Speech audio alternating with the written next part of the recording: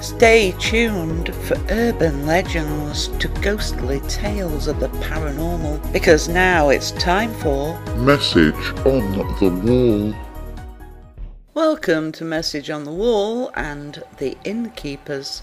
This story takes us to the end of World War I and the country of Hungary, where in the town of Tiszakurt there was an inn ran by Lazio and Susie Kronberg. The couple had 4 children. 2 of their sons were killed in the Great War, while their eldest son, Nicholas, ran away after being beaten by his father, and their only daughter also ran away. Even with the end of war, life was hard with food shortages that still continued. It was going to be a long time, if ever, that things would get back to normal. With things becoming so desperate, Lazio and his wife decided to make ends meet by committing murder. They planned their crime so meticulously. Susie bought strychnine, which she said was to poison some wolves that had been coming from the nearby forest and marauding close to the inn, while Lazio dug a trench with the story that it was to be a new outbuilding. This was filled with quicklime. With everything in place to kill and dispose of the bodies, the couple set to work. Choosing their victims from travellers looking for a room for the night, they were given a fine welcome, being wined and dined, not realising the drink was laced with poison.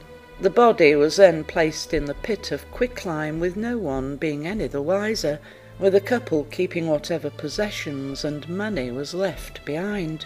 They had been very careful, having killed 10 people over a period of 3 years. It was August the 14th, 1922, that their 11th victim came to the inn. The man appeared to have money, claiming to be looking to buy land in the area. In fact, he was so friendly that the innkeepers had thoughts about not doing away with him, but then greed got the better of them. The man dined well, like others before him, being fed the poison, and once it took hold and he was dead, the body was placed into the quicklime. The couple then went through their guests' belongings. There was a large bag of coins, but then they came across something they did not expect. It was a picture, an old photograph of themselves, for the man they had just killed was none other than their own son, Nicholas, who had run away several years earlier.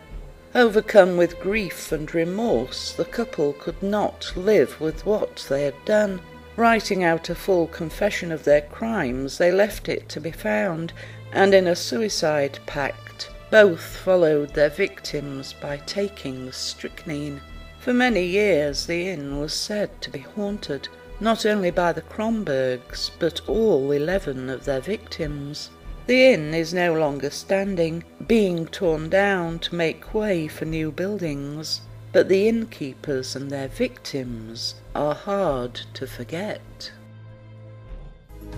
You have been listening to Message on the Wall, brought to you in association with Paranormal Parodies. You can find Paranormal Parodies at paranormal-parodies.com.